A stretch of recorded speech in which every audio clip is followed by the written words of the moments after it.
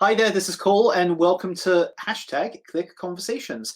I'm the director of Click and Sing, and over this and some other broadcasts, we'll be speaking to choral professionals from all over the world. We have conductors, singers, composers, people who are at the front lines of making music in choral communities. Maybe you're a musician and you're interested in being featured. If you're interested in being featured, you can contact us at team@clickandsing.co.uk. We have a range of events coming up, whether you are an educator or whether you are a singer. We'd love for you to be involved with us.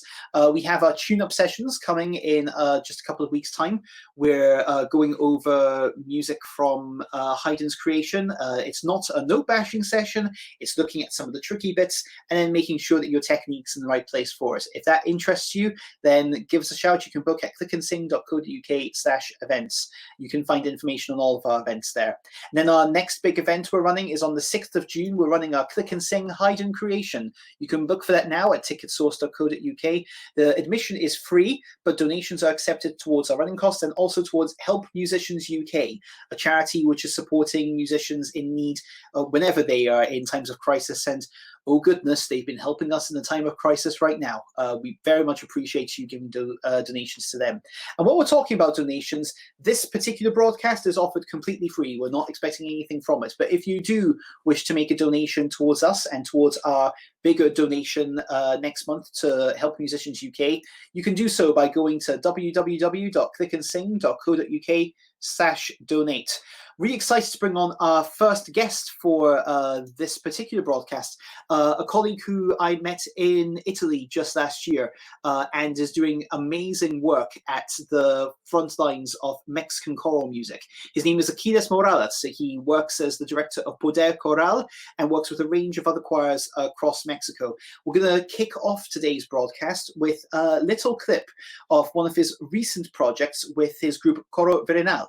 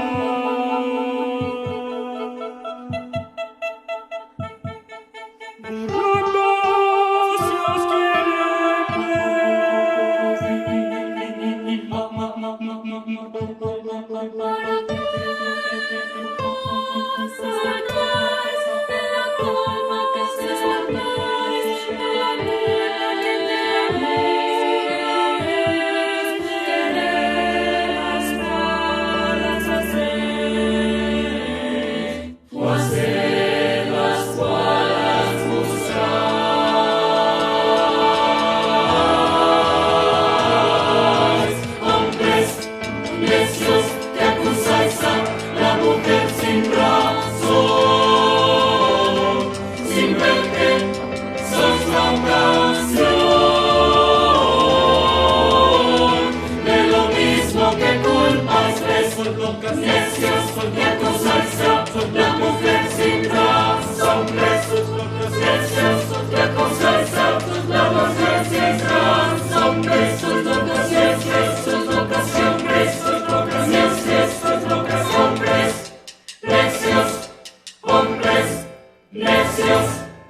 Excellent, and we're back with Aquiles right now. Aquiles, how are you doing? I'm doing very good. Thank you so much, Cole, for the invitation. That's quite all right. How's lockdown going in Mexico? Well, it really depends. It's a very complicated moment in our country, as in everywhere else. It really depends on your situation. Some people are doing very badly, as everywhere. Some people are unluckily dying, but we also have some people being able to go to their places and just work on their creative part, as I have been very lucky to do that. So many people are okay, but it's a difficult moment in Mexico. Also, we don't have a very good economy, so some people are really having the problem between starving or going home and staying home. Not everybody in Mexico can stay home, because if they don't work, they don't earn their everyday money. They really live by the day. So it's a complicated moment for the country, I think. It's really difficult to see how any country responds to this, but especially when you think about the relationship we have with arts and culture and with choral music making. And of course, you, like others, have been at the front lines in terms of responding to this kind of situation. The video we saw from Coro Villanal, we spoke about this offline previously, that not only was this piece obviously a really interesting project to put together, but that there was a sense of advocacy for this and a sense of women's rights in this particular piece. Perhaps you could tell us a little bit about the piece and why you wanted that to be your virtual choir project you did with this group. Well, this is a very, very special piece. It's written with a poem written by Sor Juana. Sor Juana is one of the greatest poets in Mexico.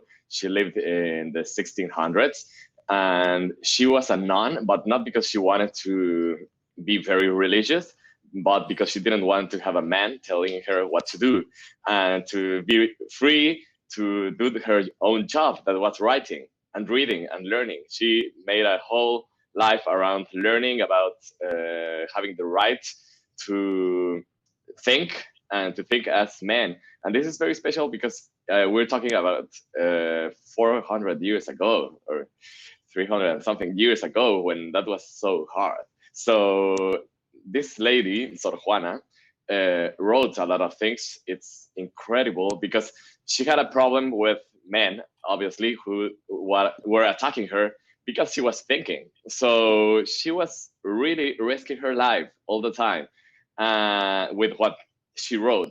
So many of her poems and of her texts are so complicated because she couldn't say things directly, because maybe they would kill her. So, well, anyway, so I work on the university that's a place where she lived, the cloister where she lived.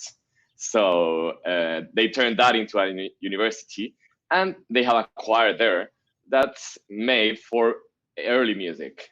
So music around that moment in Mexican history. We have a lot of music based on European counterpoint, like Palestrina, but made with a little bit of Mexican instruments, a little bit of Mexican rhythms. But it's very interesting period of time. But when I started working there, I decided to also make it actual, like also make it coming to our days. So I asked a composer to write a piece based on the poem written by her, but not early music.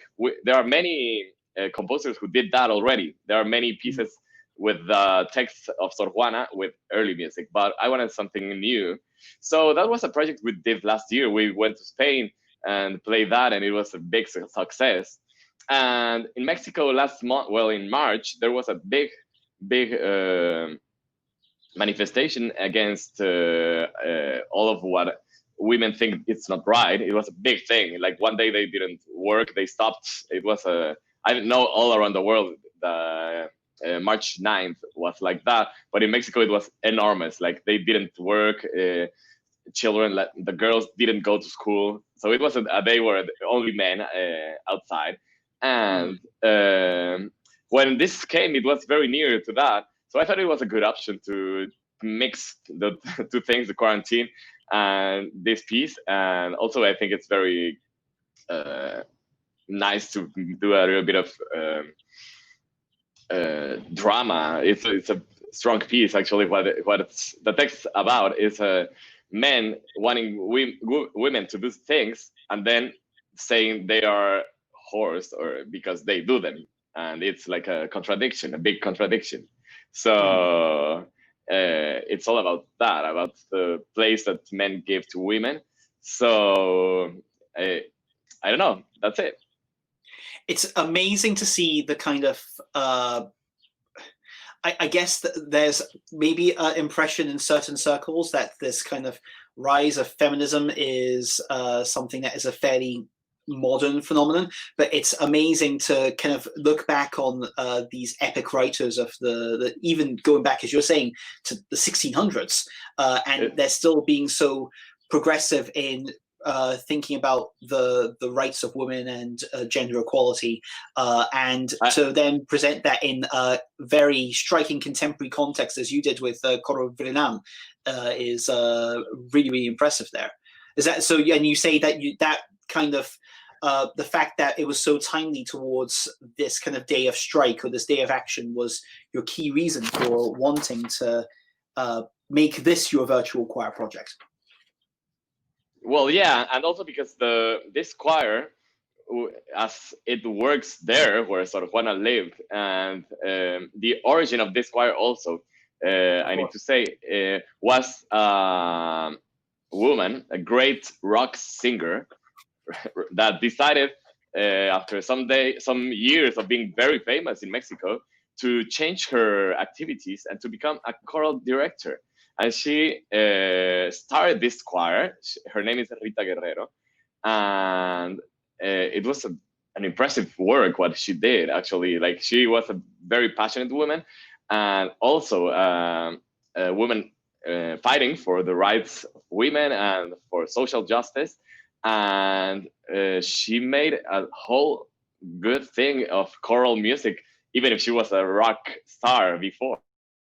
And when unluckily she died of breast cancer, the choir had many conductors, but I had the chance, as it was like a big coincidence, but I was a big fan of the band where she played, and so university, and I was like, if whenever you want some collaboration with your choir and my choir, that could be good. And one day I got a call like, we need a conductor for the choir, are you interested? I was like, oh my god. So well, I'm saying all of this because the choir is supposed, this choir, to also talk about women, about social justice, and about early music. And also I'm doing some rock music because we are working with her band now. That's a total new thing also. So yeah, many things. It's amazing to see how that's all bound together in such a neat way. And clearly this work in education, this work in kind of outreach is something that's been a key part of your career so far. One of the big things that you're perhaps more well known for right now is your work with Poder Choral, which is an astounding organization in terms of its size and scope and number of choirs that you're working with. It makes me kind of gasp looking at how many choirs you're working with on a regular basis. Maybe tell us a little bit about that and how that organization works and how you've been working with it. Well, it all started with I was working on a school. I had one choir, and I am very passionate, I think, and I worked a lot with that choir, like every day, all the time, and I did enormous projects. And one day, the director of the school was like, "Oh no, you want to be famous, and that's your only interest. So you are not able to do concerts with the choir. It's only the class. It was a horrible moment in my history, and I felt so bad about. I felt as if I was a pianist and I lost a hand. I was like, my instrument. How can they take away my choir? So I think from then I decided to have my own choirs and to have many. So nobody could one day tell me I couldn't conduct any choir. I was like, oh, it's my decision. It's my choir. So I started the first small choir on Sundays with ladies that wanted to sing. Well, it was open to everybody, but it was. It's always like that. I don't know how it's in UK, but ladies are more choral. Anyway, so yeah, it started like that, and I started to make new choirs. At the beginning, it was open for people who didn't know anything, and I still keep that because I think choral music is not only to make beautiful sounds, that's very important, and to make beautiful music, that's also very important, but I also think it's a way of expression and a way to make community. So I think that not all of the choirs are supposed to go and play at Carnegie Hall, or I don't know, it's there are different like goals for choirs. So I have some choirs that are like that for people that don't know anything and want to sing. And also after that, I started having some semi-professionals or professional choirs. So we have everything. We have a children choir, the Sunday morning choir, and also professional and semi-professional choirs. That's amazing reach that you happen to get, and to have been able to kind of take a really challenging moment and still be able to create such a fantastic organization out of this is really quite powerful. You mentioned feeling like a pianist with your hand cut off. Thankfully, your hand isn't cut off, and you do happen to have incredible skills and training as a pianist. We're about to show a clip of you collaborating with a French soprano in some massenet. You want to introduce that for us? Yeah, like this is a friend called Eloise. I met her at the Mozarteum in Salzburg. I was there for my piano playing. She was there for her singing, and we became very good friends. We went to Mexico 2 times to perform, and during the quarantine, she just called me and she was like, "Okay, so let's do something." And I was like, "Of course, let's do something." So we decided on a French piece called Nuit d'Espagne, so Spain Nights, but written by a French composer called Jules Massenet. And yeah, this was very special because every time singers decide the tempo and the pianist follows, right? And all of the ritordandos. But since we are far away, it's easier for the pianist to record first. So this is the first time that the pianist decided on the ralentandos and on all of it. Rather selfishly, yes, singers end up being the ones that take the responsibility on that one, or often, but very good to be able to have a pianist that can go, "No, this is now my tempo. I'm going to assert myself. We absolutely have to do this." Well, what better way to introduce this? Have some massenet with Aquiles and Eloise.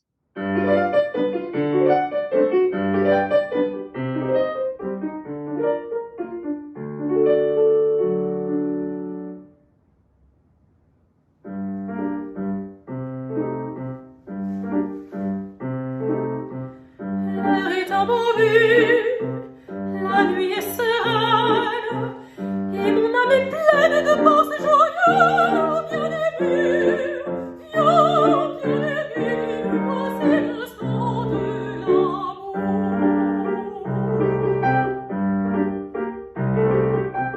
Dans les bois profonds où les fleurs s'endorment, où chantent les sources vite en fuyant.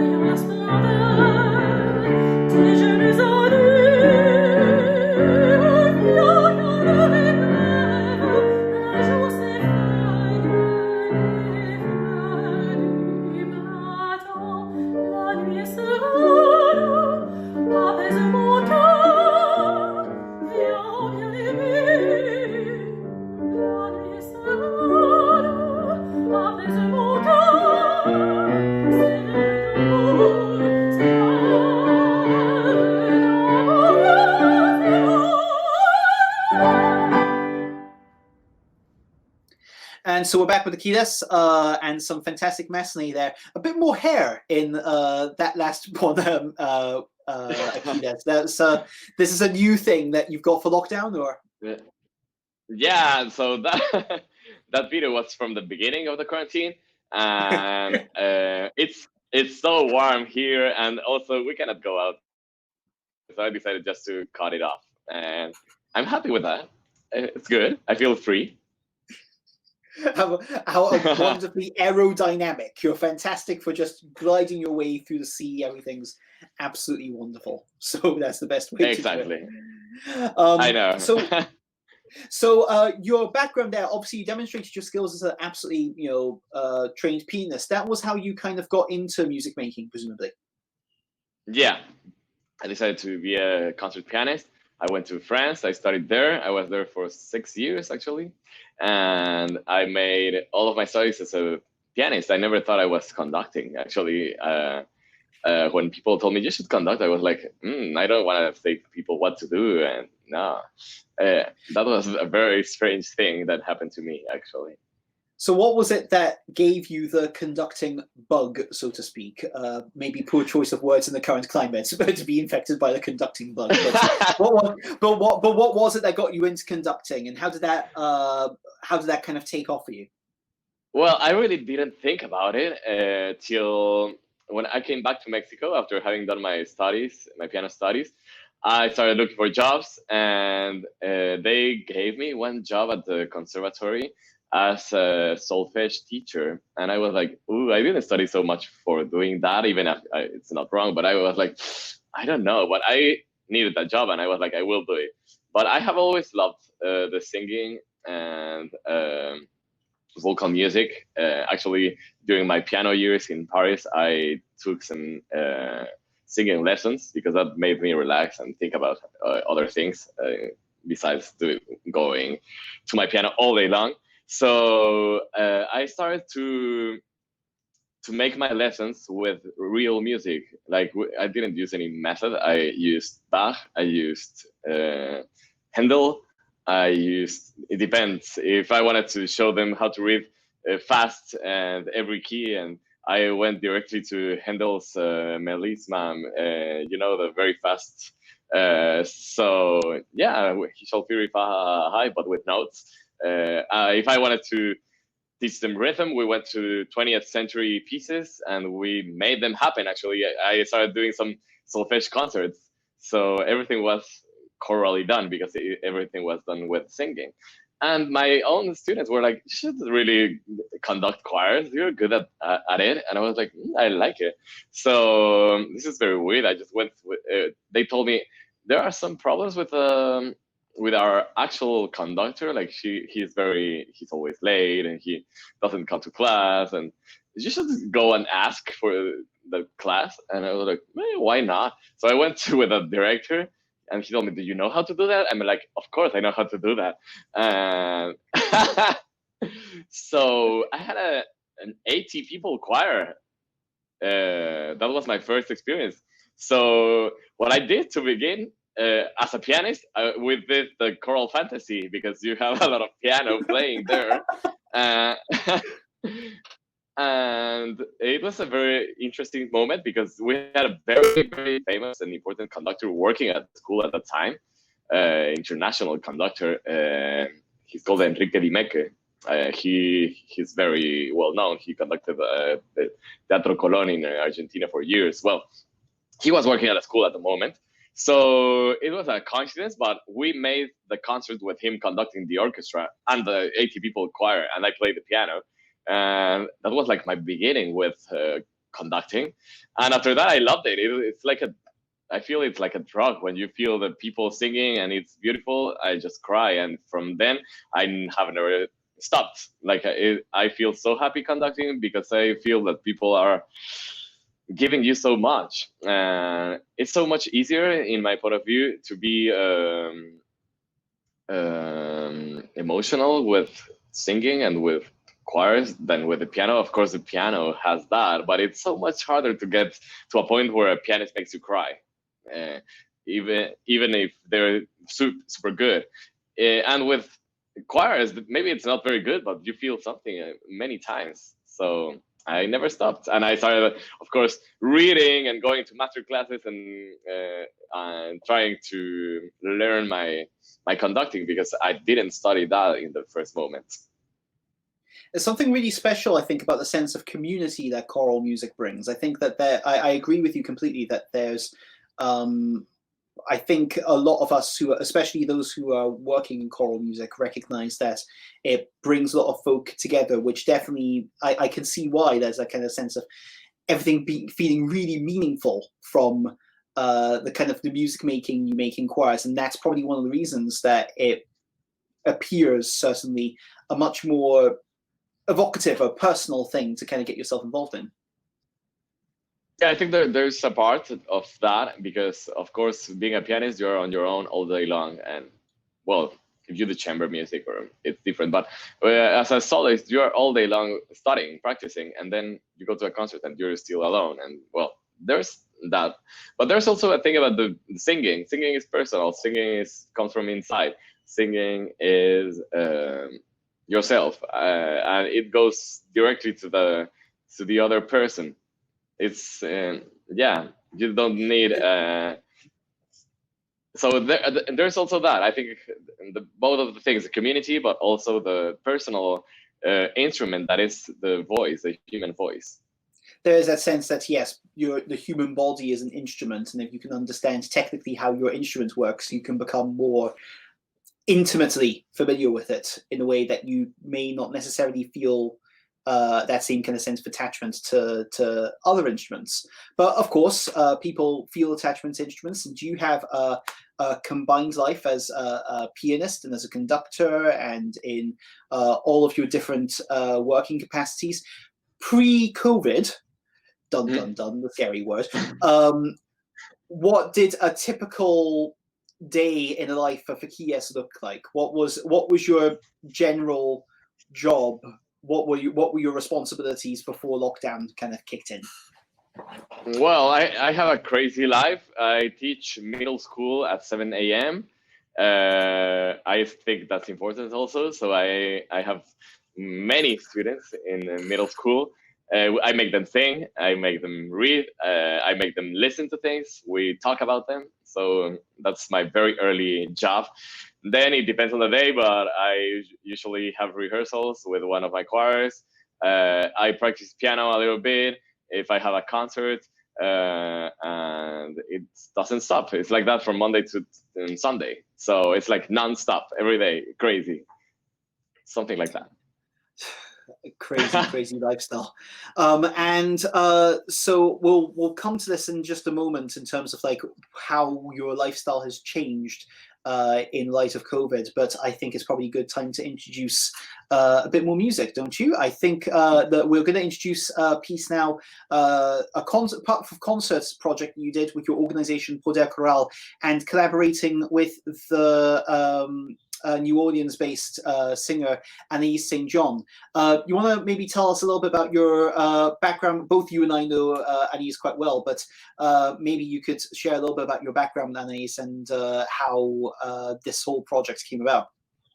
Yeah, Anais is a great stage person. She's incredible as a cabaret and as a singer with relationships with the audience. So I first met her in Italy during the choral workshops a long time ago. I think it's like 5 or 6 years ago.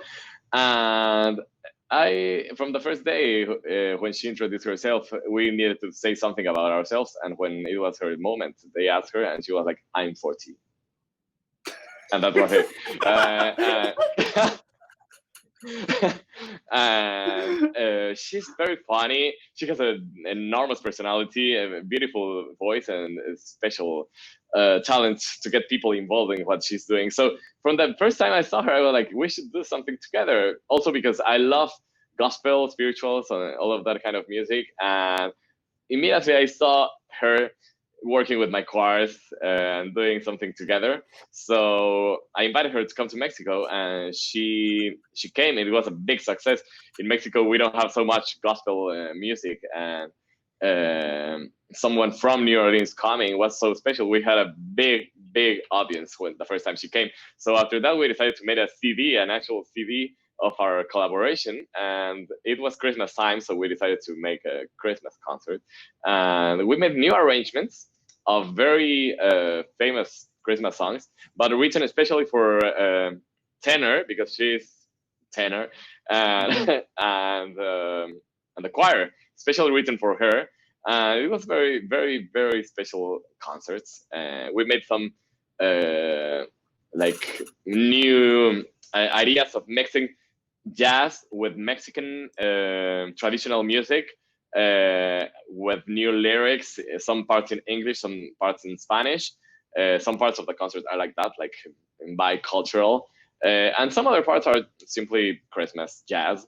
And this song that we are going to present is not a Christmas song, but we loved it so much we decided to put it in. And so it's Leonard Cohen's Hallelujah. So in that spirit of international collaboration, and with a shout out to Anais and the Sartiano choral course community, we give you Poder Choral and Anais St. John in Leonard Cohen's Hallelujah.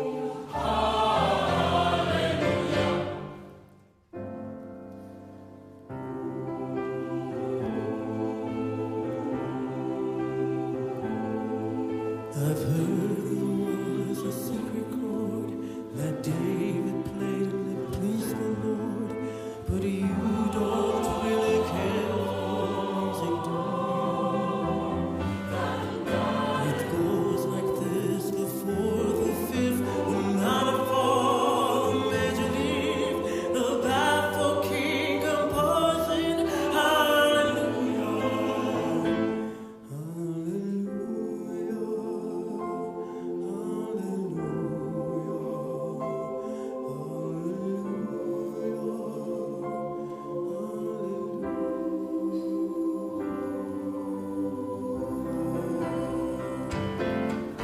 Your faith was strong, but you needed proof. You saw her bathing on the roof, her beauty in the moonlight overthrew. She tied you to a kitchen chair, she broke your throat and she cut your hair, and from your lips she drew the hallelujah.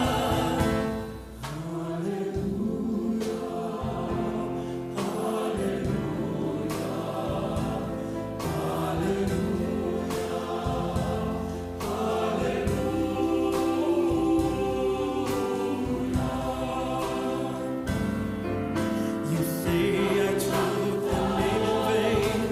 I don't even know the name, but if I did, well, really, what's it to you? There's a place of light in every word. It doesn't matter what you heard. The holy of broken hallelujah.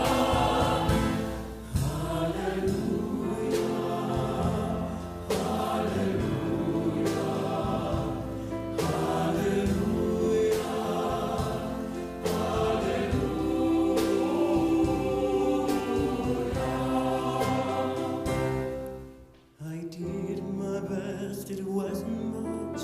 I couldn't feel, so I tried to touch. I've told the truth, I didn't come to fool you. And even though it all went wrong, I'll stand before the Lord of song with nothing on my tongue but hallelujah.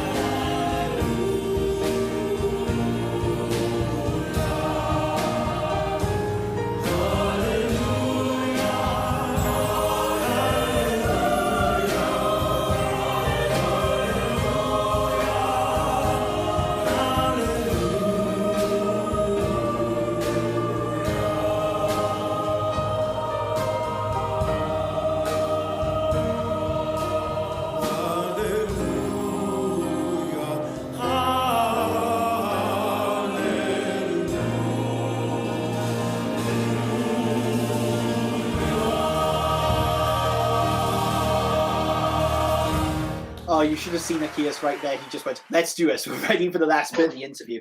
Aquiles, thank you again so much for coming along to be with us today. I wanted to poke your brains in terms of what your thinking is in terms of choir music making in light of the current situation we find ourselves in. Obviously, you talked about at the very beginning how Mexico's in a really challenging economic and social situation. And I don't expect you to give a full answer or influence Mexican foreign policy when it comes to choral music making, but what for you are the really important things right now that you would hope to work on with your choirs, or that you can improve upon during this period where we're not necessarily able to rehearse together? Well, there are many things. The first is that I have been able to listen to each of my singers more than I do at any point. I have been asking them to do recordings of their lines, and it's a lot of work for the conductor, a lot. But it's a new thing. It's a new relationship with each singer that I think it's, if we get to sing together again soon, the level of the choir, I'm sure it will be so much better, because we have been working on every person, single person. So I think that's a good thing. The panorama, it's not very optimistic anywhere, I think, because you know that we need more distance than normal people as singers, because the distance of the virus traveling when you are singing is higher. So it's everywhere else. We don't really know when we will be able to go and rehearse together. So I just think we should go on. And also, maybe I was thinking about preparing creative projects in the research and in the parts that you can actually work right now. So that when it's possible to do it, maybe you have new scores, maybe you have new ideas, and then you go and do them. And also people can start working and learning their parts. So it's maybe like a pre-production moment in choral music, where if you're intelligent enough, maybe when it's over, then you can have a big projects going on because you have prepared for them. Usually we don't have that time to get involved into projects because you're already rehearsing and it's already, real life is very fast. So I was thinking maybe it's the moment to do a big thing and write and rehearse slowly but deeply. So maybe it's just changing what we think we should do at the moment. Maybe it's not now that we will make it happen, but we can plan, we can create. I think that's what we can do, actually. It's interesting that so many of us as choral music makers are so used to the preparation for the concert as the end point, or like the gig as the end point, the recording as the end point, that we're now in a position where we can't necessarily prepare for that. We are preparing for a virtual choir, which is the closest thing you can get to a kind of recording right now. Or you're thinking, okay, what's your long-term picture? What's your other kind of project? And I agree with you that we need to reflect. This could be a big moment to reflect on our kind of teaching patterns as choir musicians. What can we do in terms of teaching that embodies the kind of synchronized singing in the way that we would have typically done prior to lockdown, and asynchronized singing where we're sending clips to conductors like yourself, and we're getting like micro singing lessons almost, or micro bits of feedback from short excerpts that we happen to send to people like you. Well, yeah. I think yeah. Go on. No. I'm curious. We kind of got off on a bit of a tangent there, but I guess it's just interesting to see that the way in which choral directors are kind of responding to the situation, and I think that it's interesting to hear that you're taking more of a personalized role in your students' lives in this instance. Yeah. I think it's the good thing that you can take of this is the part that every person needs to really work on their part, or they're not doing anything. You need to and go and do your thing. It's not like going to rehearsal and maybe you just listen to the other. And now people in the Zoom rehearsals, when you say, okay, sing your part. Usually in real rehearsals, you don't do that so often to make people sing in front of all of the other. Sometimes I do, but it's not such a common thing. So now they have to do it. It's the only way to listen to them. So that makes people nervous. I have seen that. So that's good. That's good. Nervousness is a really interesting tool you can use as a choral director. You can use it in a way which will absolutely freak out your singers and they will never want to come back. Or you can use it in a way that actually spurs someone on to become a better quality musician. And it's trying to get that balance, right? Yeah, I am always very nice with people, and I don't use that I don't put over the situation. Like I don't say things that are maybe I don't know, that they feel more nervous. Situations are enough, and yeah, I am very, very nice because I don't believe in music. Music it should be emotion, should be love, should be passion. So, well, if someone is not interested, well, maybe don't work with that person. But I'm not into making rehearsals a horrible thing, or no, not at all. Like I really believe in nice interpersonal relationships. I think that's very important. And it's even more critical, of course, at a time where you need to have that kind of level of trust and development more than any other time in kind of choral music history. So, no, really, really valuable Exactly. stuff.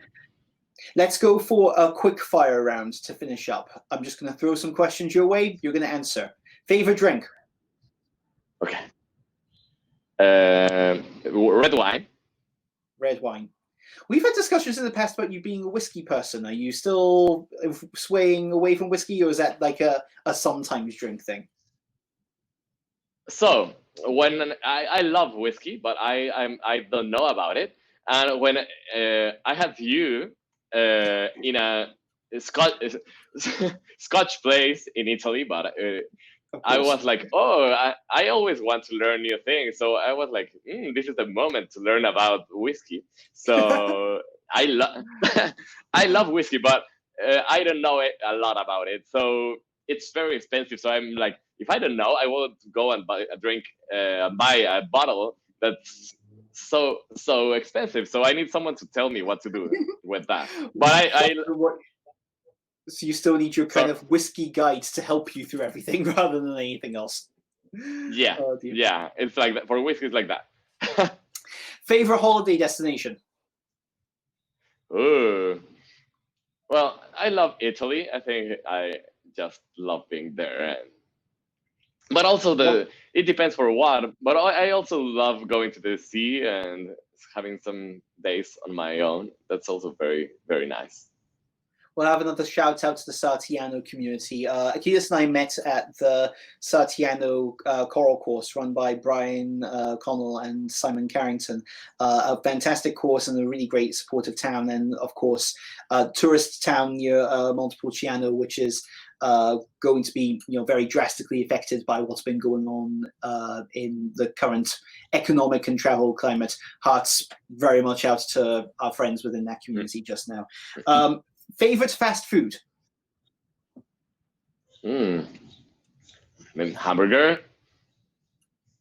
Are you a McDonald's person, Burger King person? What's your poison? Well, I